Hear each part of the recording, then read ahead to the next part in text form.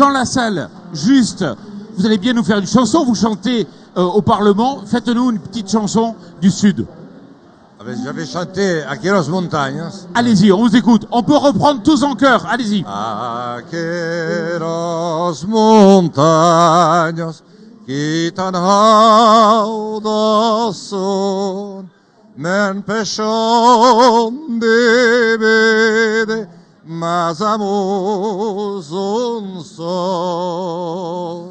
Merci beaucoup. J'ai vu d'ailleurs votre fils qui est là, non? Qui est juste Ouais, avec vous. C'est pas le rugbyman, là.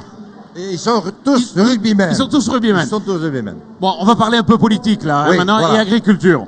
Donc, Jean Lassalle, effectivement, vous considérez que le ministère de l'Agriculture doit être rattaché à la présidence. Quelle est votre idée là-dessus? C'est-à-dire, mon idée est très simple. Tout le monde l'a dit et j'entendais François Asselineau le dire avant moi et je partage beaucoup de ses points d'analyse. L'agriculture française est en train de mourir. La plus grande agriculture du monde est en train de s'éteindre sous nos yeux. Parce que les fils ou les filles ne peuvent plus succéder à leur père, comme l'avaient fait pourtant dans les périodes les plus tragiques.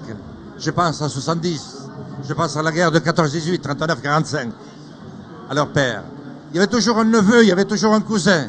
Mais aujourd'hui, le coût est devenu tel que le fils ou la fille, qui ont d'ailleurs été très longtemps à l'école, ne peuvent plus, et leurs compagnons et leurs compagnes ne peuvent plus vivre dans des villages où il n'y a plus personne. Mais comment en est-on arrivé là et qu'est-ce qu'il faut faire? Bien, moi je vais déclarer effectivement les campagnes de France et l'agriculture française, grande cause nationale, directement rattachée au président de la République. Patrice Moyon. Oui, en 2008, vous avez lancé avec André Chassaigne un appel des États généraux des campagnes. À quelles conditions est-ce que vous pouvez aujourd'hui rendre les campagnes plus vivantes? Quelles sont les conditions nécessaires pour que des jeunes s'installent aujourd'hui en agriculture? D'abord, il faut que je retrouve pour la France une marge politique que nous n'avons plus. Deuxièmement, il faut que je trouve une marge financière que nous n'avons pas non plus. 2013, vous faites un tour de France.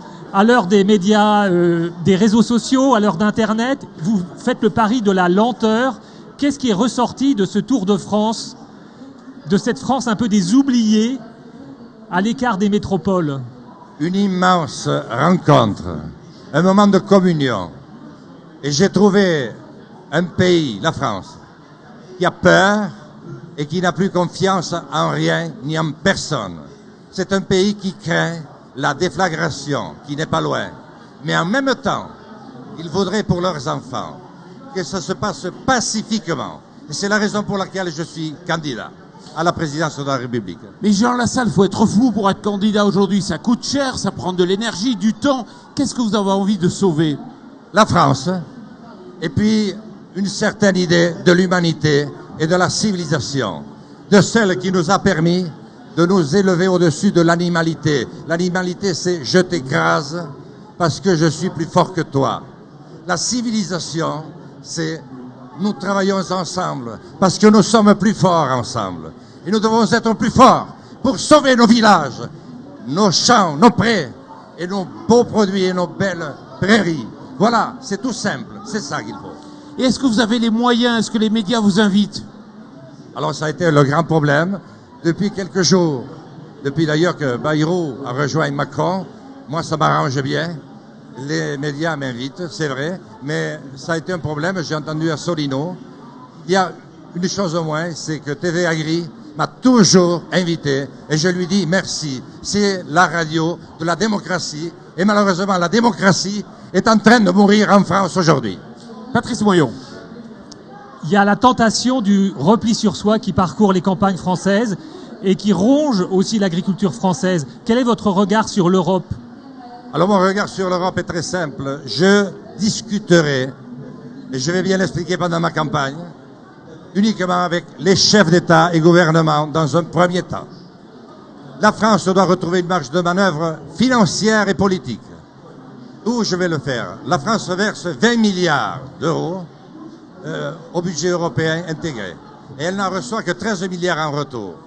Alors ça fait beaucoup si on regarde le classement des pays et leur taille, mais c'est très peu si on compare le nombre d'habitants. C'est pratiquement rien. En tout cas, ça ne va pas. La PAC a contribué à déserter le monde agricole français. Nous avons perdu 3 millions d'habitants sous l'égide de la PAC, et ça a été une erreur monstrueuse. Et deuxièmement, je veux rappeler que la France a été le grenier de l'Europe et du monde, et que ce n'est pas un repli sur soi. Au contraire, c'est une ouverture d'esprit, c'est une ouverture nouvelle pour reproduire une agriculture de qualité avec de bons produits de chez nous. Au moment de la malbouffe, où tout le monde a peur pour sa santé, la France va le faire. Parce que si elle le fait, elle va rendre service à tous les autres pays d'Europe, aussi paumés que nous, qui viennent aujourd'hui nous concurrencer. Et elle va rendre service au reste du monde, qui est aussi paumé que nous. La France a plus à gagner qu'à perdre au sein de l'Union européenne? J'ai pas compris. Est-ce que la France a plus à gagner qu'à perdre en restant au sein de l'Union européenne? Écoutez, l'Europe a toujours survécu à ces discussions. Mon objectif impérieux est de maintenir la paix. Et aujourd'hui, on a l'habitude de dire que la France a toujours une querelle d'avance. La querelle, c'est l'Europe. Et une guerre de retard. La guerre, c'est la dictature que nous avons laissée s'imposer sur nous. Elle n'est pas visible. Elle n'a pas de frontières. Elle n'a pas d'armée, mais elle rentre dans nos cœurs et ruine nos campagnes comme elle a ruiné notre industrie. Oui, je trouverai les moyens, parce qu'il y a bien d'autres leviers sur lesquels je vais peser, notamment la vente de l'électricité à l'Allemagne, à l'euro symbolique, alors que nous supportons le poids du nucléaire. Alors, vous aimez le panache, mais pourtant les fonctionnaires européens n'ont aucun panache, n'ont pas la liberté de prendre des positions, de pouvoir agir. Est-ce que vous y croyez toujours justement à l'institution européenne? C'est notre faute à nous, les politiques. Nous avons démissionné depuis 30 ans. Je le dis à tous les amis qui sont là. Nous avons démissionné depuis 30 ans. C'est une démission. C'est une démission absolue.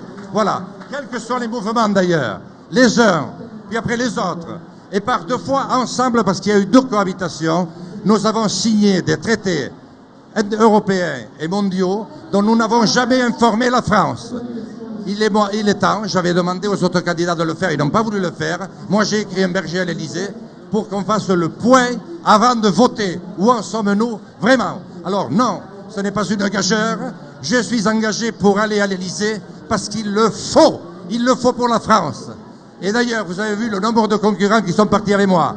Hollande, à terre. Juppé, à terre. Sarkozy, à terre. Bayrou, à terre. Et tous les autres. Et moi, je suis toujours là. Et au second tour? Au second tour, c'est moi. Et si c'était pas vous? Ça sera moi. Forcément. Forcément. Pas d'alliance pour fais porter vos appel idées. à tous ceux qui m'entendent. Est-ce qu'ils peuvent continuer à souffrir que ce grand pays, qui est le nôtre, continue à s'enfoncer irrémédiablement parce que ces dirigeants ont peur de tout? Est-ce qu'ils ont eu peur il y a 70 ans? Est-ce qu'ils ont eu peur il y a 100 ans? Ils ont versé leur sang justement pour que nous soyons là. Et lorsque la France va bien, elle est heureuse, comme après le Conseil national de la résistance. Et lorsque la France va bien, c'est l'Europe et le monde qui vont mieux. La France éclaire le monde. C'est vous qui avez conseillé François Bayrou de se rapprocher de Macron? Votre ami de toujours, Bayrou? Hélas, François Bayrou ne me demande pas conseil, ne me demande plus conseil depuis longtemps. Et c'est d'ailleurs l'un des éléments qui a fait que politiquement, j'ai fait un autre choix que le sien. Lui s'imagine que c'est une question de sentiment. Il n'y a rien de changé sur les sentiments. Mais politiquement, il est resté un ministre d'il y a 30 ans. C'est l'époque où notre système, qui était le meilleur, le plus démocratique, après la chute du mur de Berlin, s'est transformé en un empire dictatorial basé sur la finance spéculative. Vous aimez le panache, il y a du Cyrano de Bergerac chez vous. Mais tout de même, vous n'êtes pas au second tour. Où ira votre soutien? Et je vous dis, que vous ne pouvez pas dire aujourd'hui que je ne suis pas au second tour. Qui c'est qui va y être? Chaque jour qui passe, voir la télévision monter au firmament, des candidats qui s'écroulent 8 jours après. Vous avez une certitude, vous, avec ça? Moi, pas du tout. Je sais que les Américains ont élu le milliardaire le plus milliardé, et quelque part un peu le plus désagréable aussi. Les Français vont élire le député-maire le plus modeste, parce que la situation l'exige. Donc il n'y a pas de premier et deuxième tour. Je demande aux citoyens français, à ce peuple souverain, à ce peuple libre, de se redonner confiance à lui-même. Vous aurez les 500 signatures? Écoutez, si je ne suis pas capable d'avoir 500 signatures après avoir été maire pendant 40 ans, c'est que je n'étais pas invité. Par contre, j'en appelle aux maires, et en particulier aux maires de ces communes qui s'éteignent sous nos yeux et qui sont condamnés à mort. Je leur dis, écoutez, moi je me jette à l'eau. Je jette tout, comme vous le disiez. Je mets tout sur la balance, y compris mon honneur. Je suis le seul, M. Asselineau le disait, mais qui n'est pas un sou, sauf les dons qui commencent à tomber. Je suis le seul qui n'avait pas de parti. J'en ai construit un, et il s'appelle Résistons. Et mes amis sont là, résistons. Et on les entend. Effectivement, j'ai toutes les chances d'aller au bout, parce que je vais toucher le cœur des Français. Et les Français ne veulent pas fermer ni leurs barrières, ni se refermer sur eux-mêmes. Ils veulent s'ouvrir, ils veulent inviter toutes les jeunesses du monde, mais ils veulent être patrons chez eux. Ils veulent pouvoir diriger chez eux. Jean Lassalle, c'est pas qu'on s'ennuie, mais c'est fini. Les émissions ont une fin. Merci. Patrice Je fais un Voyant. dernier morceau. Oui, allez-y. Et tout le monde va l'apprendre, c'est...